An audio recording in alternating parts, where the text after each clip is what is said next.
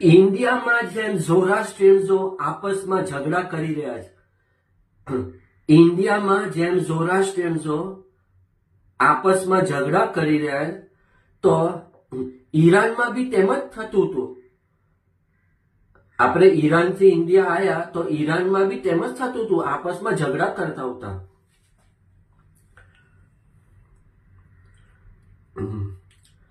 આરબ લોકોએ જ્યારે હમલો કીધો ઈરાન પર, તો આપણે એ લોકોને કહી सकते કે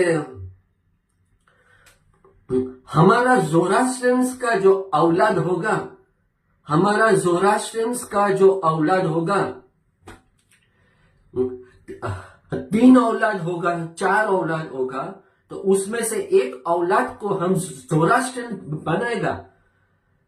એમાંથી એક औलाद આપણી જોરાસ્ટ્રિયન થતે,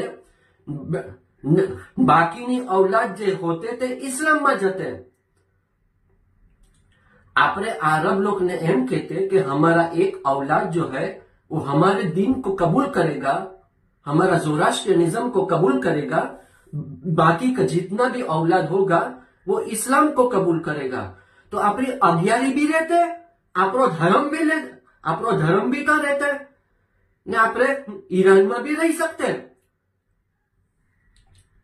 તો આપણે ઝોરાસ્ટ્રિયન જો કન્ડિશન આપેલું એ લોકોને, ये लोग तो खुश थे कि हमको तो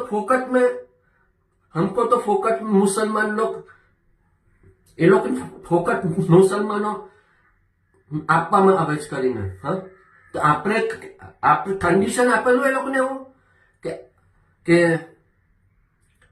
ઈરાનમાં આપણી જે औलाद થશે તો એકને ઝોરાસ્ટ્રિયનમાં લઈશું, એકને ઝોરાસ્ટ્રિયન કરશું, બાકીની જે औलादો થશે તેને ઇસ્લામમાં આપશું.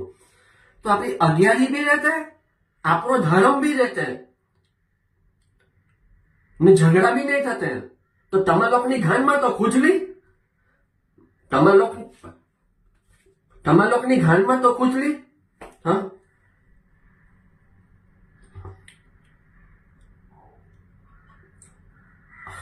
અમને શું થયું? અમને ઇન્ડિયામાં આવીને શું થયું? ઈરાનથી ઇન્ડિયામાં આવીને અમના જેટલા બી ઝોરાસ્ટ્રિયન્સો છે એ બધા પેલા દેવી દેવતામાં યકીન કરે છે, શંકર, ગણપતિ. હા, ઈરાનથી ઇન્ડિયામાં આવીને શું ફાયદો થયો? શંકર ને ગણપતિ. હા,